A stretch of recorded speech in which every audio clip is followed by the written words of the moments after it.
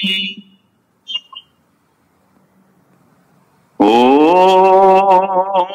सहना भवतु सहनौ भुनक्तु सह वीर्यं करवावहै तेजस्विनावधीतमस्तु मा विद्विषावहै।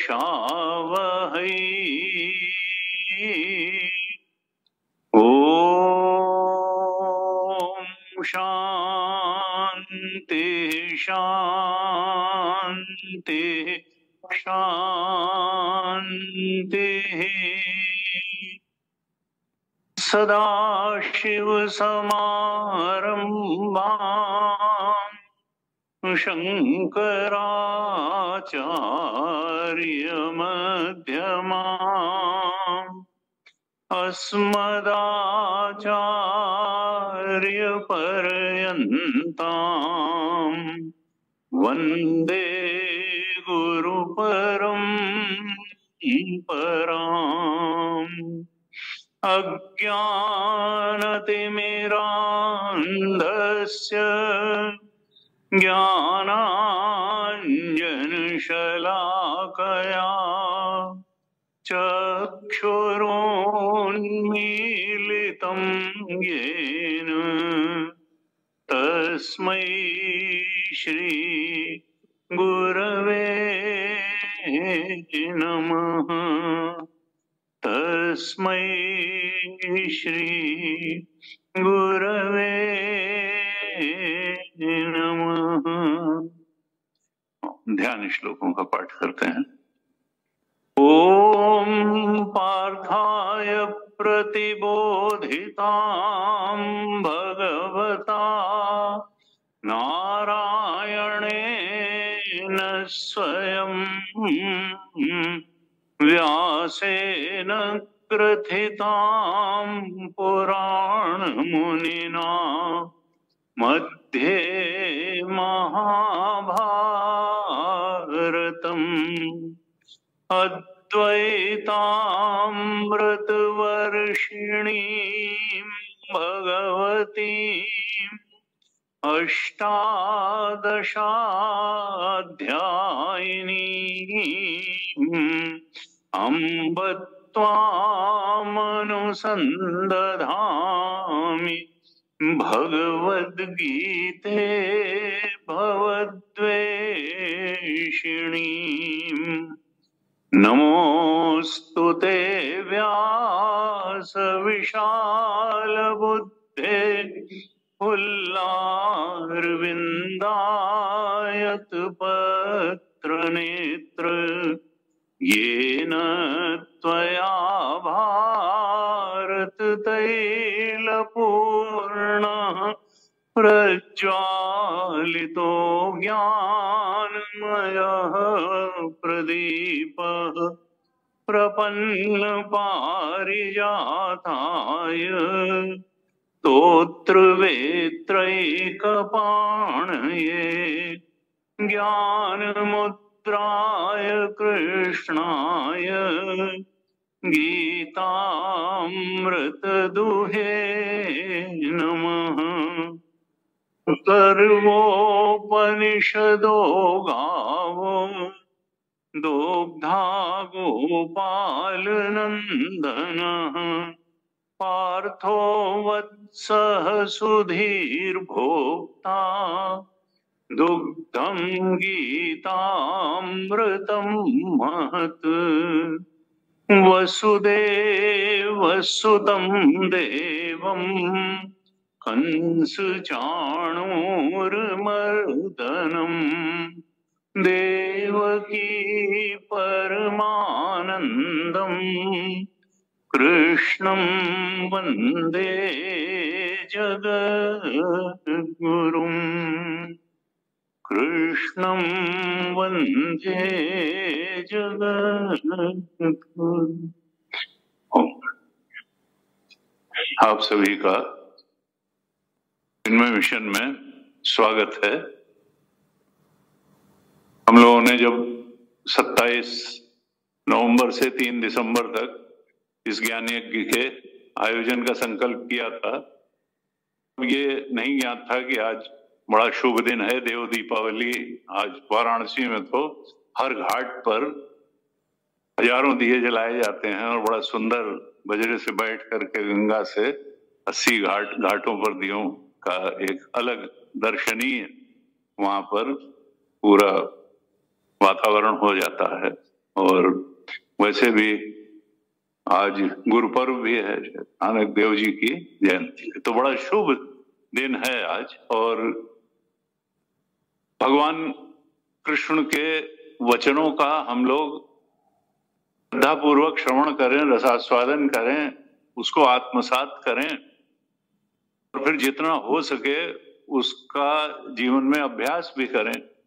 इसी संकल्प के साथ हम लोग इस ज्ञान यज्ञ को प्रारंभ करेंगे और ये समझने का प्रयास करेंगे कि भगवान कृष्ण ने गीता में क्या बताया, अर्जुन के माध्यम से हम सबको बताया और हम लोगों से वो क्या अपेक्षा करते हैं।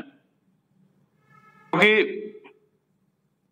विकास चाहे जितना हो गया हो, भौतिक विकास चाहे जितना हो गया हो, खाने पीने की कमी नहीं है, इंफ्रास्ट्रक्चर भी खूब बढ़िया हो गया है, गाड़ियां बढ़िया हो गई, रेलगाड़ियां बढ़िया हो गई, हवाई जहाज बढ़िया हो गए, खाने पीने का सामान अच्छा उपलब्ध हो गया, तो बाहर से तो उन्नति खूब हो गई है, लेकिन आदमी की बेचैनी जो है वो नहीं समाप्त हो पाई। जीवन में जो बेचैनी थी, अशांति थी, अतृप्ति थी, भटकाव थी, उसको नाम चाहे जो दे, अभी उसका उतना सम्यक अंदर से उतना सम्यक समाधान नहीं निकला है। बाहर चीजें चमक दमक से भर गई हैं, लेकिन अंदर को चमकाना अभी थोड़ा बाकी है। वो अंदर को चमकाने का रास्ता ही गीता बताती। आध्यात्मिकता ही उस अंदर की समस्या का इलाज है। अंदर को चमकाने का मार्ग अध्यात्म का मार्ग है। क्यों? क्योंकि अर्जुन जो है उसके पास कोई खाने पीने की कमी नहीं थी, शारीरिक सौष्ठव की कमी नहीं थी, बहुत बलवान था, बड़ा सुदर्शन था, लंबा चौड़ा था, है? राजा का लड़का था, बल्कि इंद्रपुत्र था। और उसके बाद भी एक ऐसी परिस्थिति जीवन में आई, वो मोहग्रस्त हो गया। क्या करना चाहिए और क्या नहीं करना चाहिए, इसके बारे में किंग कर्तव्य विमूढ़ हो गया और उस भावावेश में गलत निर्णय लेने को तैयार था बिल्कुल, और उसको बहुत सही बताने की कोशिश कर रहा था। अर्जुन के जीवन में भी जब ऐसा आ सकता है तो हम लोगों के जीवन में भी आ सकता है। हम लोग, अर्जुन कोई असफल व्यक्ति नहीं, बहुत सफल था, बहुत सफल था, बड़ा सशक्त था, सामाजिक धरातल पर भी, शारीरिक धरातल पर भी, हर तरह से वो एक कुशल और सफल व्यक्ति था, अपने समय का सर्वश्रेष्ठ धनुर्धर था। लेकिन ऐसी स्थिति में आ गया कि कर्तव्य के बारे में निर्णय करना मुश्किल हो गया। और उसका कारण क्या था? व्यक्ति को 3 धरातलों पर ही मोह होता है। गीता जो है, गीता की यात्रा मोह से निर्मोह की यात्रा है। मोह का मतलब क्या है? मोह का मतलब होता है सत्य को सत्य न पाए, जो चीज जैसी है उसको वैसी न देख पाना। कभी कभी मोह को परिभाषित करते हैं उल्टी बुद्धि। वेदांत के दृष्टांतों में कहते हैं वो रस्सी सांप के बिना तो वेदांत पूरा नहीं होता, कि रस्सी को रस्सी न देख पाना ये मोह है। यानी कोई भी परिस्थिति वास्तव में जैसी है उसको वैसी न देख पाना, लेकिन भावनाओं के आवेग में, अपनी धारणाओं के बैकग्राउंड में क्योंकि हमको लगता है हम बड़े खुले दिमाग से जी रहे हैं, लेकिन असल में हम सब्जेक्टिव सुपरस्टिशंस में जीते हैं। ये चीज ठीक है, ये चीज नहीं ठीक है, ये चीज इतनी ठीक है, ये चीज इतनी ठीक नहीं है, हमारे बच्चों को इस तरह से रहना चाहिए, हमारे पिताजी ये कहते थे, हमारे पड़ोसी ये कहते थे, हमारे कॉलेज के टीचर ने ये बताया है। भाई तो अब उसमें इतना इतना विपरीतता और विभिन्नता होती है कि उसमें वास्तव में ही क्या ठीक है, और ठीक वही है जो हमारे लिए हितकारी हो। ठीक क्या है? जो हमारे मन को शांति दे। ठीक वही है जो हमारे मन की बेचैनी को दूर कर दे, अशांति को दूर कर दे, हमें अभय की स्थिति में ले आए। वो सब चीज ठीक है जो हमें सुखी बना दे, शांत बना दे। गीता ये बताती है कि देखो, हमने बाहर को जरूरत से ज्यादा महत्व दे रखा है। पूरा वेदांत, गीता वेदांत का ग्रंथ है। उपनिषद, गीता, ब्रह्मसूत्र ये आधारभूत ग्रंथ हैं वेदांत के। प्रस्थानत्रयी कहते हैं। तो परम प्रमाण तो उपनिषद है, फिर स्मृति ग्रंथ गीता प्रमाण है, फिर ब्रह्मसूत्र प्रमाण है। अब इसमें उपनिषद चूंकि बहुत ही इशारों में बात करते हैं, इसलिए बिना गुरुमुख से सुने उपनिषदों को समझना थोड़ा कठिन होता है। और ब्रह्मसूत्र उपनिषदों के जो चीजें समझ में नहीं आती हैं उनको थोड़ा एक्सप्लेन करने के लिए व्यास भगवान ने ब्रह्मसूत्र लिखे। तो उनसे भी पढ़ करके जो सामान्य जीवन के बारे में बहुत कुछ समझ पाना उतना आसान नहीं। गीता एक ऐसा ग्रंथ है जो गुरु की सहायता से पढ़ा जाए तो अर्थ बहुत अच्छा समझ में आता है, लेकिन नहीं भी अगर गुरु उपलब्ध है, अपने आप भी हम उसको पढ़ें तो हम अर्थ ग्रहण कर सकते हैं। चिंतन मनन करके हम समझ सकते हैं कि गीता जीवन का क्या स्वरूप हमको समझाना चाह रही है। अब जीवन है क्या? देखो, जीवन तीन चीजों से ही मिलता है, मिल करके बनता है। एक हम है, एक संसार है, और एक भगवान है। कुछ लोग भगवान को हटाने की भी कोशिश करते हैं कि नहीं, केवल हम हैं और संसार है, भगवान की कोई जरूरत नहीं है। लेकिन अब ये विचार की ईमानदारी नहीं है। अगर हम हैं, हम का मतलब क्या है? इंडिविजुअल। अगर इंडिविजुअलिटी है तो टोटलिटी के बिना इंडिविजुअलिटी को कंसीव भी नहीं किया जा सकता है। हम अकेले अकेले नहीं जिंदा हैं। हम अगर इंडिविजुअल हैं, ये पंचभूत का बना हुआ शरीर है, तो इसको पानी की भी जरूरत है पीने की, इसको भोजन की भी जरूरत है, इसको आवास की भी जरूरत है, इसको सांस लेने की भी जरूरत है, इसको ऑप्टिमम टेम्परेचर की भी जरूरत है, और रहने के लिए 2-3-4 कमरे के मकान की भी जरूरत है। यानी पंचभूतों की समष्टि अगर नहीं है तो पंचभूतों से बनी ये इंडिविजुअलिटी सरवाइव नहीं कर पाएगी। पृथ्वी रूप भोजन अगर नहीं उपलब्ध है, जल नहीं, अगर हमको थोड़ा जल चाहिए तो जल समष्टि तो है, अगर हमें थोड़ा भोजन चाहिए तो कहीं भोजन की समष्टि है, ही टेम्परेचर सूरज है जो पृथ्वी के टेम्परेचर को ठीक रखे हुए है, चंद्रमा की किरणें भी हैं जो औषधि हैं। हमको थोड़ी ऑक्सीजन चाहिए तो कहीं वायु समष्टि है, हमको थोड़ा सा स्पेस चाहिए रहने के लिए तो कहीं आकाश की समष्टि है। अगर पंचभूतों की समष्टि न हो तो ये पंचभूत से बना इंडिविजुअल बॉडी सरवाइव नहीं कर सकता है। कोई कह दे कि हम इंडिविजुअलिटी को मानते हैं और टोटलिटी को नहीं मानते, तो इसका मतलब उसने विचार ही नहीं किया जीवन पे ठीक तरह से। अब ये तो हुई भूत पदार्थों की बात। जब हम कॉन्शियसनेस के लेवल पे आते हैं तो हम केवल यही नहीं कह सकते कि हम फिजिकल बॉडी हैं और पंचभूत से ही ये चल रहा है। हम चेतन हैं। चेतन का मतलब जो अपने होने को भी जानता है और जो दूसरे के होने को भी जानता है। हम चेतन हैं, हम अपने होने को भी जानते हैं और दूसरे के होने को भी जानते हैं। अब कॉन्शियसनेस के धरातल पे अगर हम इंडिविजुअलिटी अनुभव करते हैं, हम इंडिविजुअल कॉन्शियसनेस हैं, भाई इंडिविजुअल कॉन्शियसनेस भी टोटल कॉन्शियसनेस के बिना सरवाइव नहीं करेगी। इंडिविजुअल कॉन्शियसनेस को मानना और टोटल कॉन्शियसनेस को न मानना ये विचार की ईमानदारी नहीं है। जैसे भौतिक धरातल पर इंडिविजुअल भूत हैं तो टोटल पंचभूत भी हैं, ऐसे ही इंडिविजुअल कॉन्शियसनेस है तो टोटल कॉन्शियसनेस भी है। क्योंकि हम कभी कभी, देखिए दूसरी चीज ये है कि अगर इच्छा है तो इच्छा पूर्ति का साधन भी है। इच्छा ही इस बात का प्रमाण है कि कहीं इच्छा पूर्ति का साधन। हमको अगर प्यास लगती है तो प्यास ही इस बात का प्रमाण है कि कहीं पानी है और उसको पीने से प्यास बुझ जाएगी। अगर हमको भूख लगती है तो भूख ही इस बात का प्रमाण है कि बाहर कहीं भोजन है और उसको खाने से भूख मिट जाएगी। अगर हमें सांस लेने की तड़प होती है, मतलब है कि बाहर कहीं वायु समष्टि है और सांस लेने से हमारी वो आवश्यकता पूरी हो जाएगी।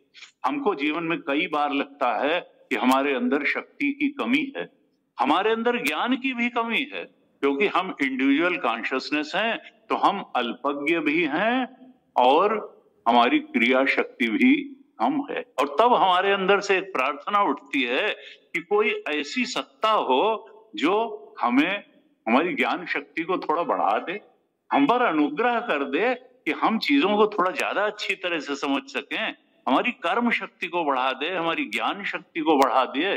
और ये इच्छा ही इस बात की प्रमाण है कि कहीं एक ऐसी सत्ता है। हम अगर अल्पज्ञ और अल्प शक्ति हैं तो कहीं सर्वज्ञ और सर्वशक्ति भी है।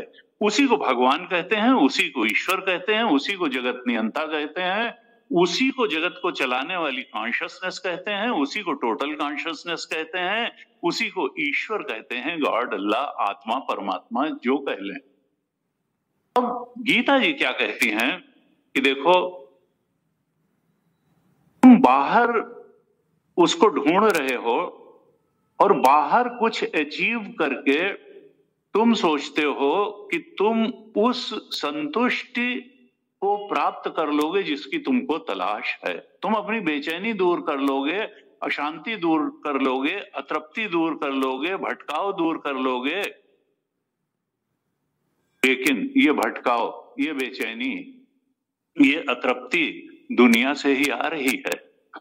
तो एक बात गीता जी कहती है कि समझ लो कि दुनिया से आने वाली अतृप्ति, अशांति, बेचैनी और भटकाव दुनिया में ही कुछ पा लेने से दूर नहीं होने वाला है। दुनिया में से ही नहीं, उसके लिए क्या होगा, तुमको अलग धरातल पर कुछ पाना होगा। और वो धरातल चेतन का धरातल है, वो कॉन्शियसनेस का धरातल है। वो उसके लिए तुमको दुनिया की जो उपलब्धि है उससे थोड़ा सा ठहराव लेकर के आत्मा की उपलब्धि की तरफ बढ़ना पड़ेगा। तुमको अपने आप को जानना पड़ेगा, अपने आप को पाना पड़ेगा। आत्मोपलब्धि पानी होगी। और इसीलिए संतों ने कहा कि बाहर के किसी भी अचीवमेंट से भी बड़ी है आत्मोपलब्धि। अपनी आत्मा को उपलब्ध हो जाना बाहर संसार की किसी भी उपलब्धि से ज्यादा बड़ी बात है। और संसार की कोई भी उपलब्धि इतनी बड़ी नहीं आपको लगनी चाहिए कि वो आपकी छाती पर इस तरह से सवार हो जाए कि आपकी आत्मा ही उस उपलब्धि के सामने दबी दबी रहने लगे। और अगर वो उपलब्धि चली जाए तो आपको लगे कि अब जीवन रीता रीता हो गया, जीवन में कुछ बचा ही नहीं। अरे आपकी आत्मा तो बची है, जो सबसे बड़ी बात है। वो उपलब्धि जाने से भी नहीं जाएगी, वो शरीर जाने से भी नहीं जाएगी, वो शरीर से जुड़ी कोई उपलब्धि।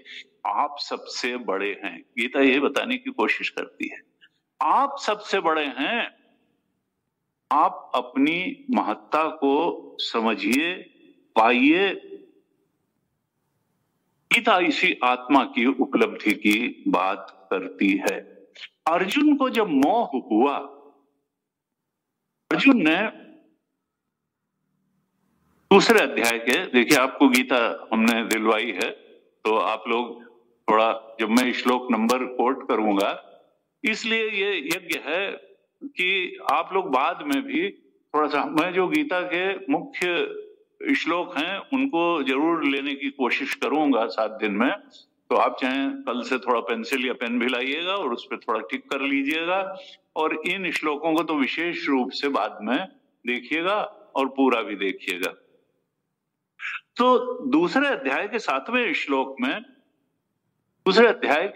श्लोक में अर्जुन ने कहा, जब वो पूरे पहले अध्याय में बोलता चला गया और ऐसा लगा कि बहुत ज्यादा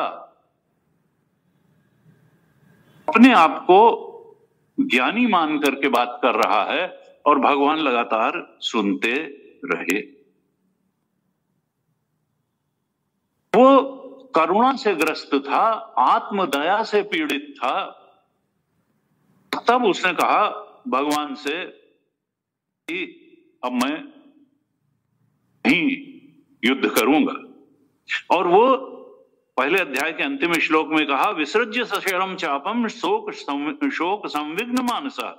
उसने धनुष अपना गांडीव रख दिया और पीछे जाकर के बैठ गया शोकग्रस्त होकर के कि भाई मैं युद्ध नहीं करूंगा। ये स्वजनों के खून से सने हुए सिंहासन पर बैठ करके इस धरती के भोग भोगने से तो भिक्षा मांग के जीवित रह लेना ज्यादा अच्छा है, और लग रहा है जैसे बड़ी श्रेयस्कर और ऊंची बात कर रहा है।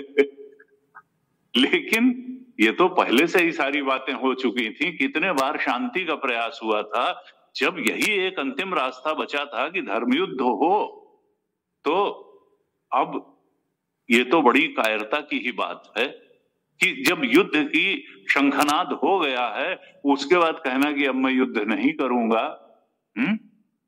रामचरितमानस में भी आता है, जब खरदूषण से युद्ध करने के लिए राम लक्ष्मण हुए तो खरदूषण ने कहा ये तो इतने सुंदर हैं कि इनसे जो है क्या युद्ध है। उन्होंने कहा हम लड़ेंगे नहीं, ऐसा तुम्हारे साथ जो स्त्री है बहुत अच्छी है, ये बस हमको दे दो और बस अब तुमको मारने की हमारी इच्छा नहीं है, तुम इतने जो है सुदर्शन व्यक्तित्व के हो।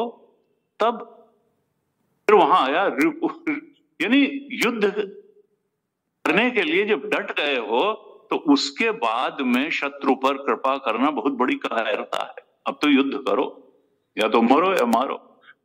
यहां पर दूसरे अध्याय के 7वें श्लोक में अर्जुन कहता है, कार्पण्य दोषो उपहत स्वभाव प्रच्छामि त्वाम धर्म सम्मूढ़ चेता यच्छ्रेयः स्यात् निश्चितम ब्रूहि तन्मे शिष्यस्ते हम शाधिमाम त्वाम प्रपन्नम। अर्जुन कहता है मैं कार्पण्य अर्थात स्वयं कहता है कि मैं दैन्य से भरा हुआ हूं। और दैन्य क्या, वो कायरता से भरा हुआ है, दीनता से भरा हुआ है। धर्म सम्मूढ़, मैं समझ नहीं पा रहा हूं कि मैं क्या करूं और क्या धर्म मेरा क्या है इस समय, और जो मेरे लिए श्रेयस्कर है वो आप बताइए। क्यों? क्योंकि मैं आपका शिष्य हूं और आपके शरणागत हूं। प्रपन्नम, ये गुरु जो है वो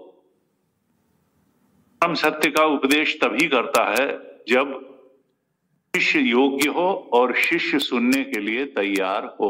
वेदांत का एक सिद्धांत है कि न अप्रष्टम ब्रूयात, जब तक कोई पूछे ना तब तक मत बताओ, और जितना पूछे उतना बताओ, और असम्मान पूर्वक भी अगर पूछे तो मत बताओ।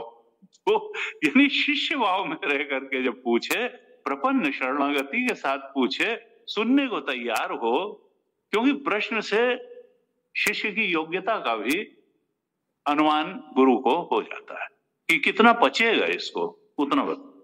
तो जब शिष्य भाव में आ गया और कहा शरणागत हूं, तो भगवान ने फिर दूसरे अध्याय के 11वें श्लोक से बोलना शुरू किया और सबसे पहले अर्जुन को डांट लगाई।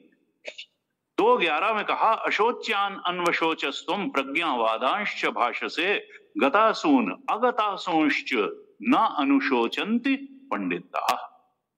कहा तुम ऐसे बात करते हो जैसे बहुत बड़े ज्ञानी हो, प्रज्ञावान हो, लेकिन तुमको तो इस सारे माहौल की, जिंदगी की बेसिक बातें भी नहीं क्लियर हैं। जो बात शोक करने की है नहीं उस पर तुम शोक कर रहे हो। जो पंडित है, जो ज्ञानी है, जो जीवन को ठीक से समझ चुका है, गहराई से जान चुका है, वो जिंदा रहने वालों के लिए भी शोक नहीं करता है और जो मर गए हैं उनके लिए भी शोक नहीं करता है। ये तो आया है सो जाएगा, राजा रंग फकीर, सबकी यही गति है। तो तुम क्या समझते हो कि तुम भीष्म और द्रोण और अपने श्वशुर और अपने भाई और अपने साले बहनोई, ये जो तुम्हारे रिश्तेदार खड़े हुए, इनको नहीं अगर मारोगे तो ये सब अमर हो जाएंगे? इनकी मृत्यु तुम्हारे हाथ में है, इनके जिंदा रहना।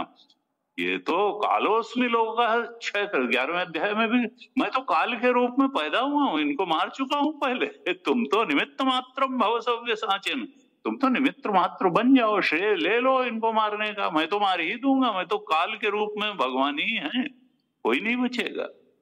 तो कहा कि देखो शोक नहीं। एक यहाँ पे है हम लोगों के लिए भी संदेश कि शोक नहीं करना चाहिए, चाहे जो हो जाए। न अनुशोचन्ति पंडिता, शोक करना ज्ञानी का लक्षण नहीं है। क्यों? क्योंकि यहां तो चोटी के बाद घाटी, घाटी के बाद चोटी, ऐसे आना है। स्थिति बहुत अच्छी चल रही है, बहुत अच्छी चल रही है, बहुत अच्छी, अचानक एक ऐसी चीज आ जाती है कि लगता है चीजें उल्टी पड़ने लगी, तो अब क्या करें? लाख आप संभालते हैं, चीजें बिखरने लगती हैं। और जब लगता है कि अब कोई रास्ता ही नहीं रह गया, तब एक रास्ता निकल आता है और चीजें फिर ठीक होने लगती हैं। तो इसलिए सब कुछ हमारे हाथ में है नहीं। संतों ने, रहीम ने कहा, रहीमन चुप है बैठिए देख दिनन को फेर, और नीके दिन जब आई हैं बनत न लगी है देर। जब अच्छे दिन आएंगे तो कहा कि चीजें ठीक पड़ने लगेंगी। लेकिन शोक मत करो, क्योंकि शोक में आप अपनी क्षमताओं को और कम कर देते हो। तो best of use of your energies, your capability, शोकग्रस्त व्यक्ति नहीं कर सकता है। शांत रहने की क्षमता। गीता का जो सबसे बड़ा उपदेश है वो शांत रहने का है, समता में रहने का है। दूसरे अध्याय के ही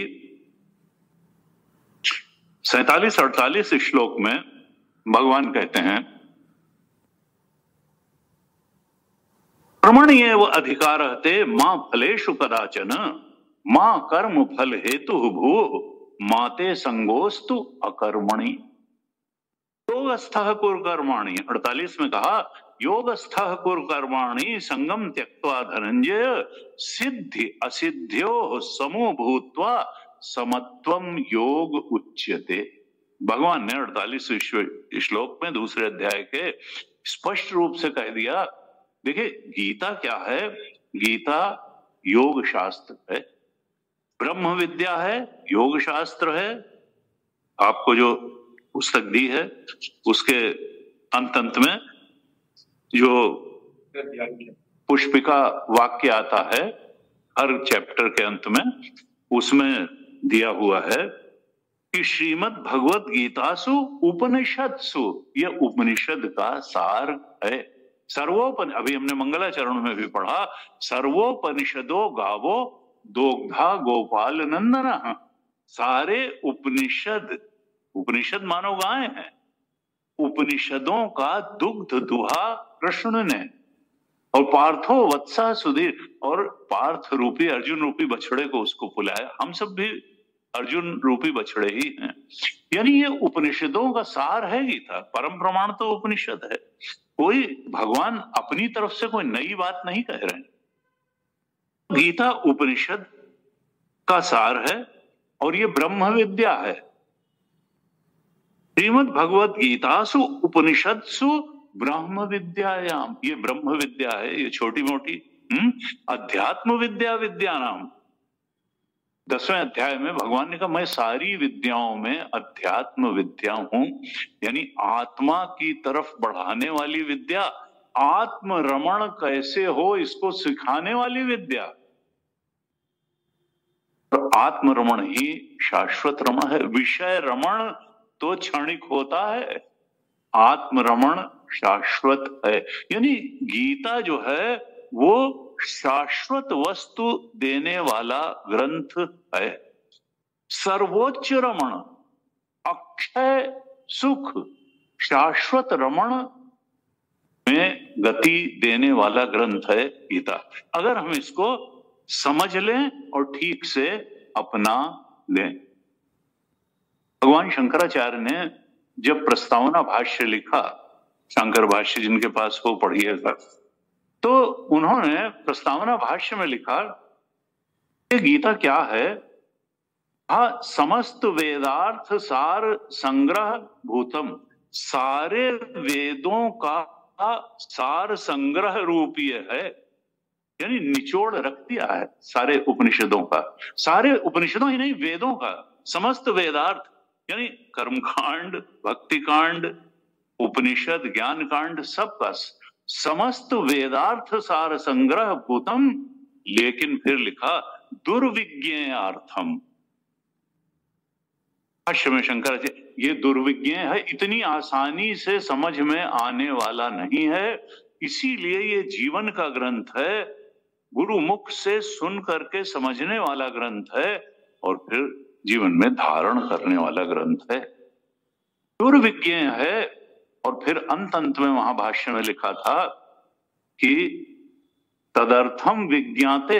अगर वैसे दुर्विज्ञ अर्थ है, कठिनाई से अर्थ समझ में आने वाला है, लेकिन अगर इसका अर्थ ठीक तरह से समझ में आ जाए तो समस्त पुरुषार्थ सिद्धि, सारे ही पुरुषार्थों की सिद्धि हो जाएगी। और हम जानते हैं 4 पुरुषार्थ हैं, धर्म, अर्थ, काम और मोक्ष।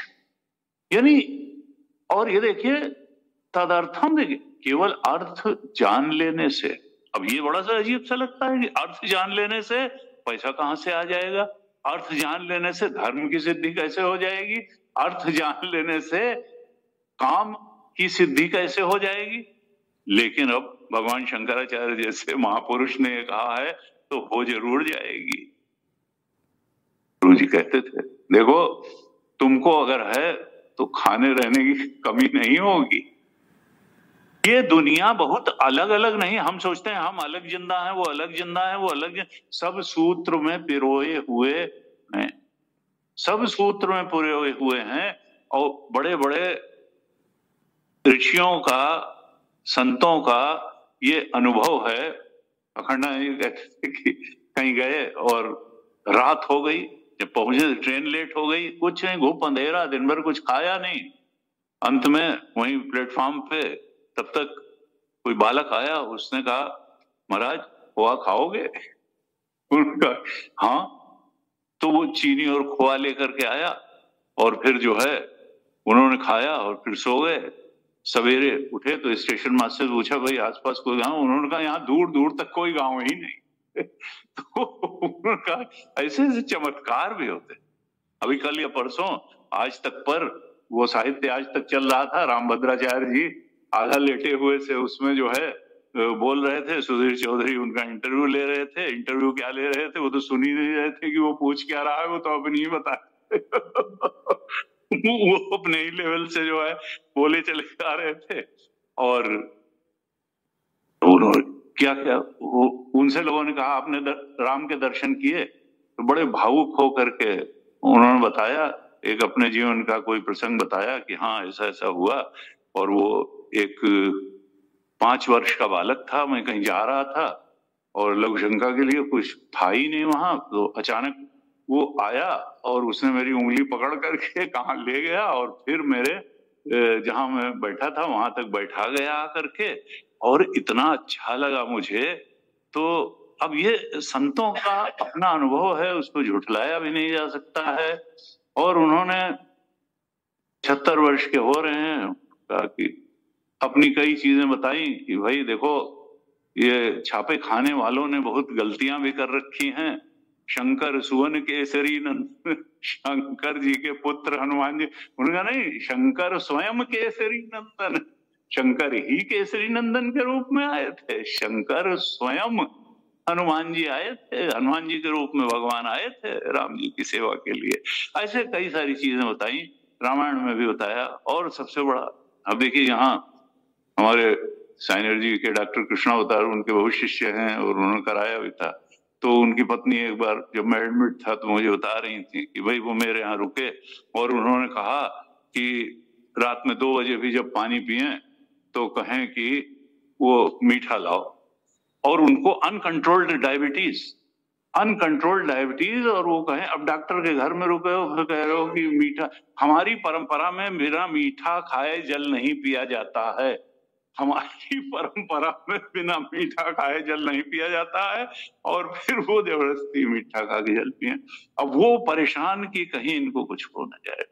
और उस दिन उन्होंने कहा कि भाई मैं 75 साल में प्रवेश कर चुका हूं और लेकिन अभी मुझे काम बहुत करना है। 9 खंड तो मुझे रामचरितमानस के ऊपर व्याख्या लिखनी है और ये लिखना है और वो लिखना है, वेद के ऊपर ये करना है। और जो है उन्होंने कहा भाई मोदी जी तो आपके दोस्त हैं, अभी भी कुछ दिन पहले आपसे मिलने आए थे तो मोदी जी ने आपसे क्या कहा। तो लोग समझ रहे थे बाबा जी हैं ये तो अभी सब यही बताएंगे। उन्होंने कहा मित्रों के बीच की बात सार्वजनिक नहीं की जाती है। मित्रों के बीच की बात सार्वजनिक नहीं की जाती है।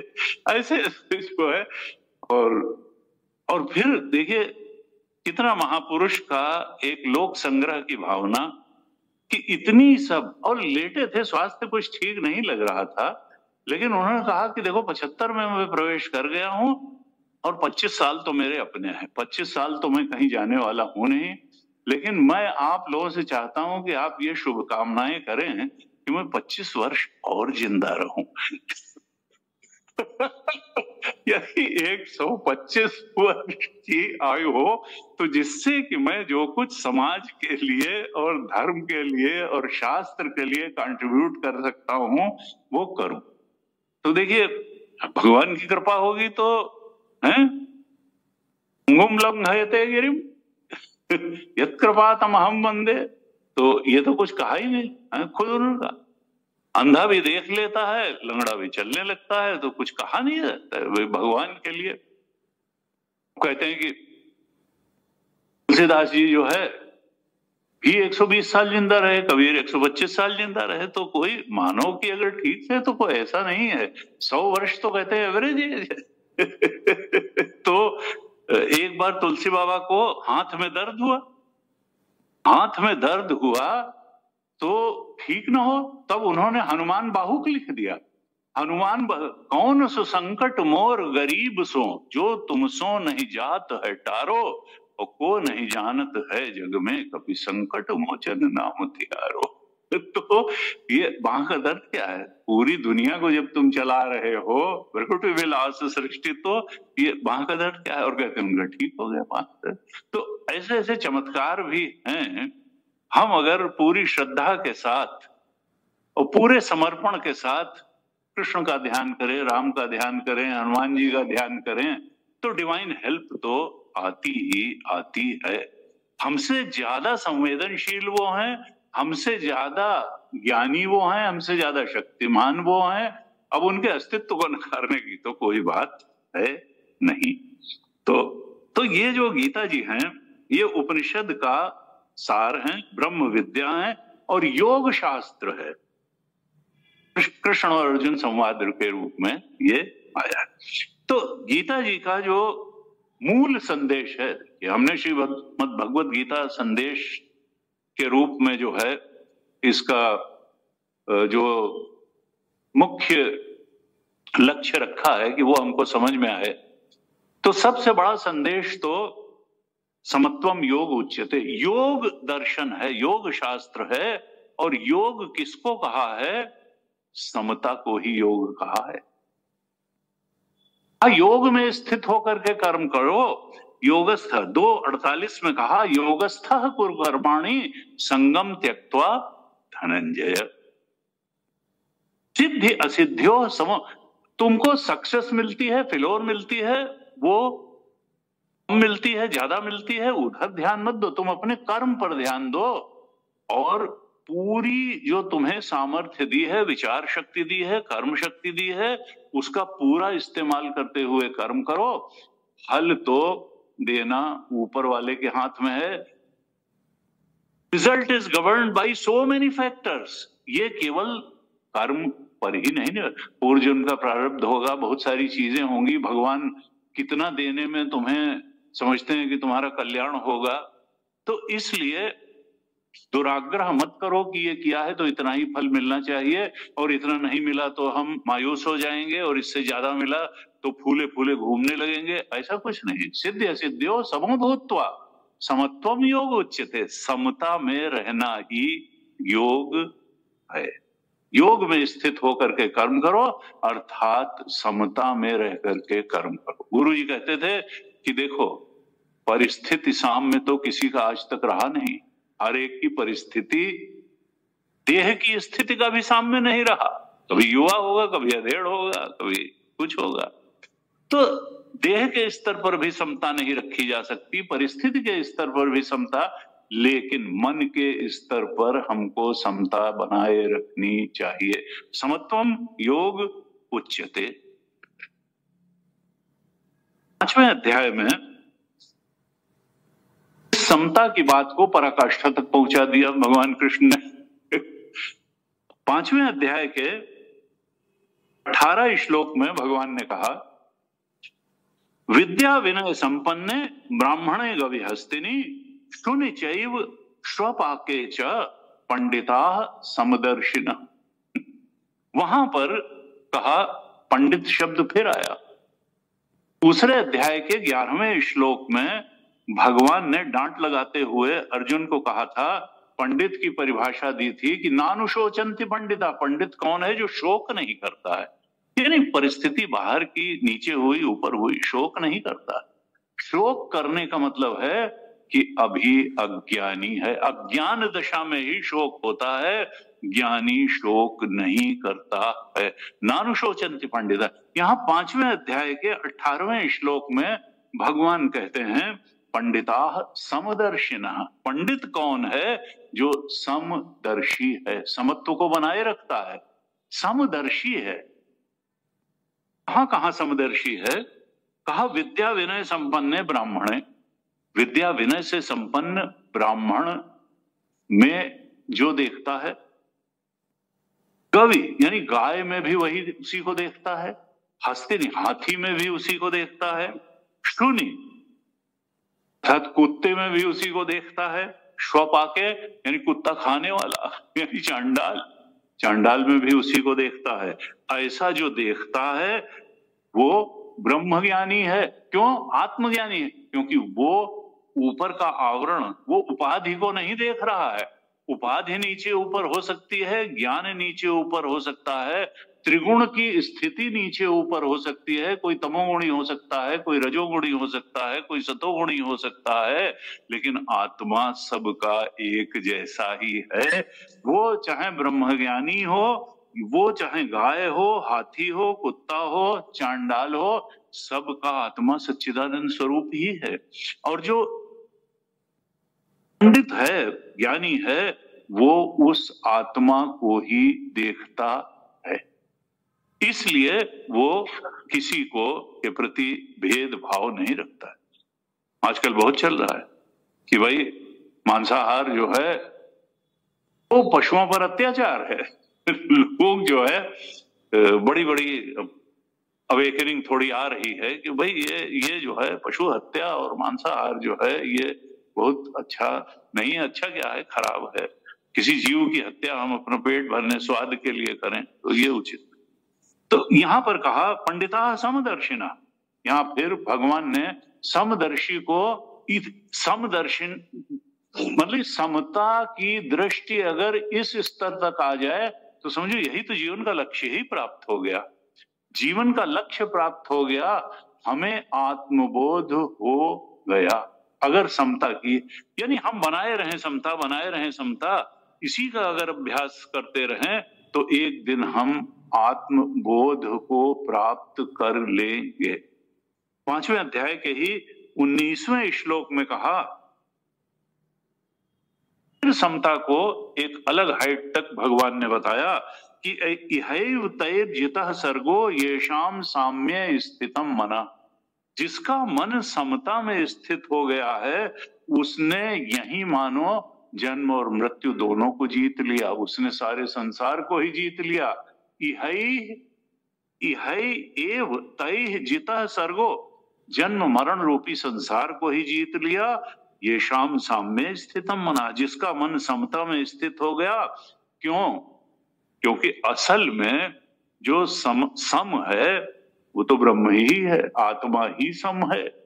बाकी तो संसार में तो ऊपर नीचे है ही है, शरीर में भी ऊपर नीचे होगा, भावनाओं में भी ऊपर नीचे होगा, बुद्धि के धरातल पर भी ऊपर नीचे होगा, और बाहर के जो सांसारिक अचीवमेंट और डिफरेंसेस है उनमें भी ऊपर नीचे। सबका मकान एक बराबर नहीं होगा, सबकी गाड़ी एक बराबर, सबका शरीर एक जैसा बलिष्ठ नहीं होगा, सबकी बुद्धि एक जैसी नहीं होगी, सबकी भावनाओं में भी थोड़ा अंतर होगा। कोई ज्यादा एग्रेसिव होगा, कोई ज्यादा शांत होगा, कोई क्रोधी स्वभाव का होगा, कोई तमोगुणी होगा।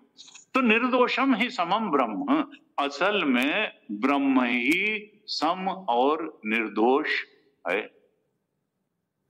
इतना में दोष किसकी वजह से आता है? जब वो उपाधि से, जड़ से संयुक्त होती है तो वही तो दोष का कारण बनती है।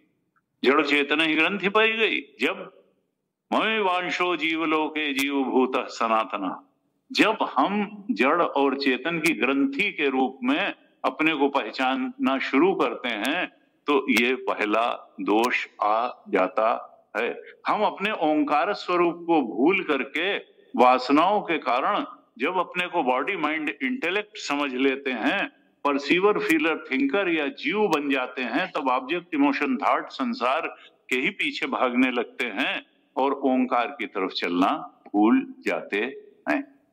भगवान गीता में भी बार बार बताएंगे कि ओंकार की तरफ की यात्रा करो, आत्मबोध की तरफ की यात्रा करो। कहा निर्दोषम ही समम ब्रह्म तस्मात् ब्रह्मणि ते स्थिता, ब्रह्म ही निर्दोष और सम है, इसलिए हे अर्जुन तुम और हम लोग सब लोग उधर स्थित होने का प्रयास करें।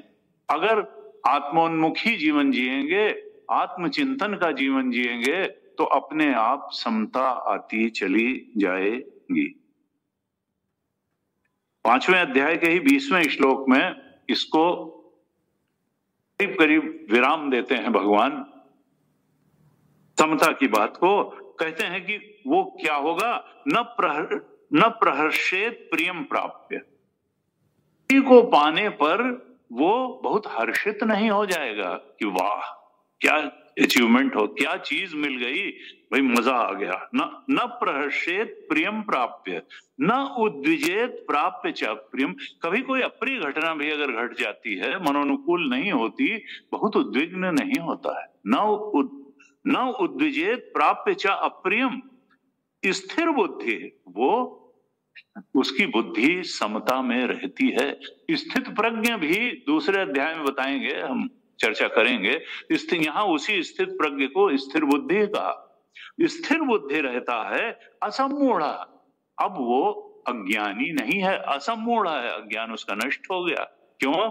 क्योंकि वो समता में स्थित है, परिस्थिति से डामाडोल नहीं होता है, शरीर की स्थिति से डामाडोल नहीं होता है, मन उसका समता में रहता है, बाहर जो होता है होता रहे, असम्मूढ़ है, उसका अज्ञान नष्ट हो गया है।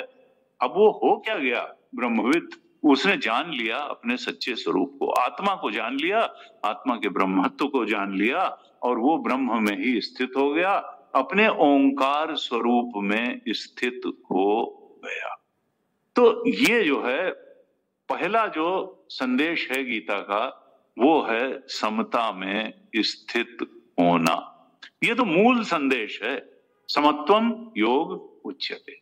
और इसके लिए यह है कि कर्म करो, इच्छाओं की प्रेरणा, इच्छाओं की आसक्ति की प्रेरणा छोड़ कर करो, फल की आसक्ति छोड़ करके करो। अभी भगवान जो इसके साधन बताएंगे वो हम अगली कक्षाओं में उसको और विस्तार से देखेंगे कि ये साधना के रूप में इस स्थिति तक पहुंचने के लिए भगवान ने उपाय क्या बताए। आप लोग जानते भी होंगे, गीता को सुनते आ रहे हैं कि मुख्य रूप से तो 3-4 बातें ही भगवान ने बताई हैं। कर्मयोग की बात बताई है, भक्ति योग की बात बताई है, ध्यान योग की बात बताई है, और ज्ञान योग की बात बताई है। और यही चार तो मार्ग हमारा पूरा वेदांत, हमारे सारे जो शास्त्र हैं वो बताते हैं कि कर्म को कर्मयोग बना लो, भक्ति को भक्ति योग बना लो, ध्यान को ध्यान योग बना लो और ज्ञान को ज्ञान योग बना लो। अखंडानंद जी महाराज कहते थे कि भाई देखो, कर्म तो सब कोई कर रहा है, तो क्या सब कोई कर्मयोग कर रहा है? तो कहते थे नहीं। प्रेम तो हर आदमी कर रहा है, तो क्या प्रेम योग या भक्ति योग हर आदमी कर रहा है? नहीं। ध्यान हर आदमी कभी किसी न किसी चीज का पूरी जागृत और स्वप्न अवस्था में कर ही रहा है, तो ध्यान योग हो गया क्या? ज्ञान भी हर एक को कुछ है और ज्ञान पाने की कोशिश भी कर रहा है, तो क्या ज्ञान योग? देखो, कर्म के केंद्र में अगर संसार का विषय होगा तो वो कर्म होगा, कर्म योग नहीं होगा। अगर कर्म के केंद्र में ईश्वर आ जाएगा, आत्मा आ जाएगा, परमात्मा आ जाएगा, ब्रह्म आ जाएगा, ओंकार आ जाएगा आपके कर्म के केंद्र में, अगर ईश्वरार्पित कर्म होने लगेगा बजाय इच्छार्पित कर्म के, तो वो कर्म कर्मयोग बन जाएगा। उस प्रेम के केंद्र में अगर परमात्मा आ जाएगा, संसार की कोई प्राणी पदार्थ परिस्थिति नहीं होगी, तो फिर वो प्रेम योग या भक्ति योग बन जाएगा। अगर ध्यान के केंद्र में परमात्मा आ जाएगा तो वो ध्यान योग बन जाएगा। और ज्ञान के केंद्र में भी अगर हम आत्मचिंतन करने लगेंगे, ब्रह्म चिंतन करने लगेंगे, परमात्म चिंतन करने लगेंगे, भगवत चिंतन, तो वो ज्ञान योग बन जाएगा। ये मूल है कि जीवन के केंद्र में हमने अपने हृदय पर किसको बैठा रखा, संसार की ही बातों को या भगवान को? भगवान तो बैठे ही हैं चेतना, ईश्वर सर्वभूतानाम हृदय अर्जुन तिष्ठति, चेतना बन करके तो बैठे हैं, लेकिन हमने क्या उतना तवज्जो दी उनको, उतना हमने उनको महत्व दिया भगवान को? तो ये देना हमको सीखना पड़ेगा। और ये कैसे दें, इसी के लिए सारी साधनाएं हैं। इन साधनाओं के माध्यम से हमारी समझ सुधरती चली जाती है, शुद्ध पवित्र निर्मल होती चली जाती है, समझ आत्मोन्मुखी होती चली जाती है, पवित्र बनती चली जाती है। और जब ये हो जाता है गीता प्रतिपादित साधनाओं के उपदेश के माध्यम से, तो फिर जीवन बड़ी सुचारू रूप से चलता है, क्योंकि आदमी को बहुत ज्यादा चीजों की जरूरत नहीं होती। वासना कभी नहीं पूरी होगी, लेकिन आवश्यकताएं जो है वो करीब करीब सबकी पूरी हो जाती हैं। विज्ञान ने इतना विकास कर लिया है कि आवश्यकताएं अब सबकी पूरी हैं। अब तो जब पैसा बढ़ता है तो व्यक्ति डाइन आउट, वो कई बार जो है जिंदगी बिगाड़ने में खर्च हो जाता है, कई बार लड़ाइयों में खर्च हो जाता है, गोला बारूद में खर्च हो जाता है। वो लड़ाई घर से निकल के समाज में, और समाज में वो जातिवाद और क्षेत्रवाद से निकल के राष्ट्र के चक्कर में, फिर रूस यूक्रेन में कितना, और फिर वो जो है गाजा और उसमें इतना, वो तो ये कितना पैसा इसलिए खर्च हो रहा है कि हम समरसता से जीना ही नहीं सीख पाए। जो अपने आप से ही समायोजित नहीं हो पाया, वो घर में भी क्या समायोजित होगा, पड़ोसी से क्या समायोजित होगा, समाज में क्या समायोजित होगा, और फिर राष्ट्र एक दूसरे से क्या समझ, यहाँ तो राइवलरी, ईर्ष्या। तो गीता कहती है नहीं, तुम बहुत अच्छा जीवन भी जी सकते हो। और चैरिटी बिगिंस फ्रॉम होम। दूसरे को सुधारने के बजाय हम खुद सुधारने से जब शुरू करेंगे तो हमारे जीवन में तो फूल खिल ही जाएंगे, और हमारे आसपास भी फिर निश्चित रूप से वो धारा कुछ न कुछ बहेगी अवश्य। इस प्रकार से ये कहा। आज तो 7 बज रहा है, तो मेरे ख्याल से अब आरती कर ही लेनी चाहिए, क्योंकि चिन्मय मिशन की परंपरा यह है कि समय से प्रवचन प्रारंभ हो और समय से ही प्रवचन जो है पूरा भी हो जाना चाहिए। गुरुदेव जब प्रवचन करते थे तो कई बार लोग इधर उधर देखना शुरू करते थे। वो ना, I need your full attention, Swami is going to start sharp at 6 and he will finish sharp at 7। वो कहते हैं वेदांत का प्रवचन 1 घंटे से ज्यादा नहीं, क्योंकि कंसंट्रेशन लैप्स हो जाती है 1 घंटे से ज्यादा। तो खैर आज तो हमने 6 बजे शुरू किया था, तो 7 बजे हो, कल से 1 घंटा 5 मिनट, 1 घंटा 10 मिनट कुछ मिलेगा, तो थोड़ा और विस्तार से जो है गीता जी की चर्चा करेंगे। आप सबका बहुत बहुत धन्यवाद इतने प्रेम से सुनने के लिए। कल फिर आइएगा और आरती करिए, सब लोग आ जाएं आरती के लिए।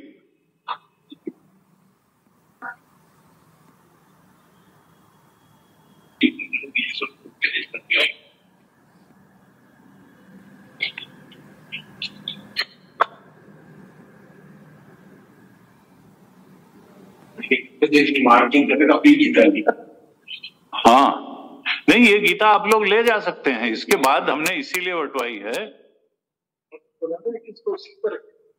कुर्सी पे नहीं, वो तो इसलिए कि कल जो है, अच्छा तो हाँ, अच्छा मतलब वो कोई अपना अलग अलग उसमें नोट लिखना चाहे तो अरे भाई तो लिए जाइए और क्या, लेकिन फिर आइएगा कल, ये नहीं कि ओम जय भगवत गीते मैया, जय भगवत गीते, हरि कमल विहारिणी सुंदर सुपुनीते। ओम जय भगवत गीते, कर्म सुमर्म प्रकाशिनी कामासक्ति हरा, तत्व ज्ञान विकाशिनी विद्या ब्रह्म परा।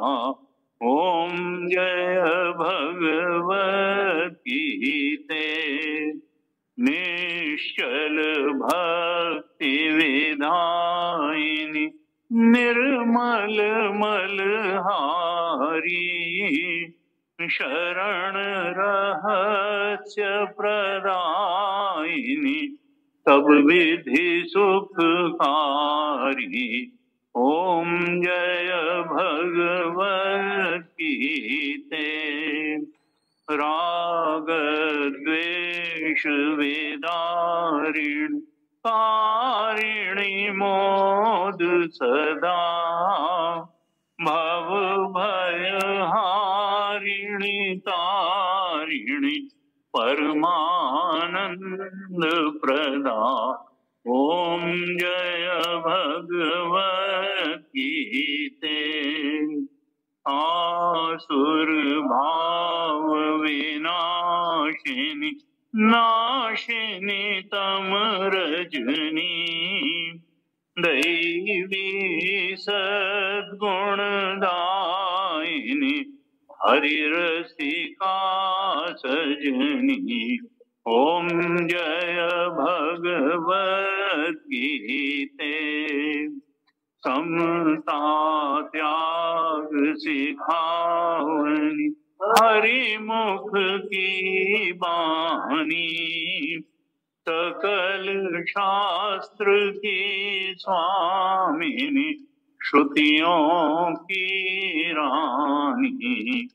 ओम जय भगवत गीते, दया सुधा बरसावन मातु कृपा कीजय, हरि पद प्रेम दान कर अपनों कर लीजिए।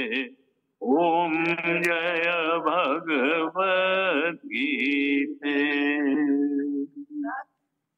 सूर्यो भाति न चंद्र तारकम्, नेमा विद्युतो भान्ति कुतोऽयमग्निः, तमेव भान्तमनुभाति सर्वम्, तस्य भासा सर्वमिदं विभाति।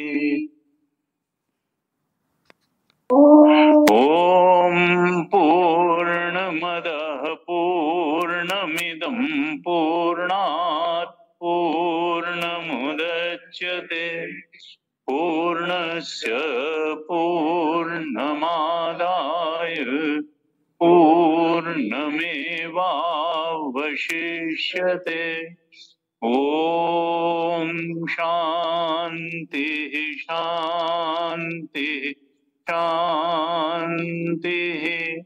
हरि ओम श्री गुरुभ्यो नमः। हरि ओम।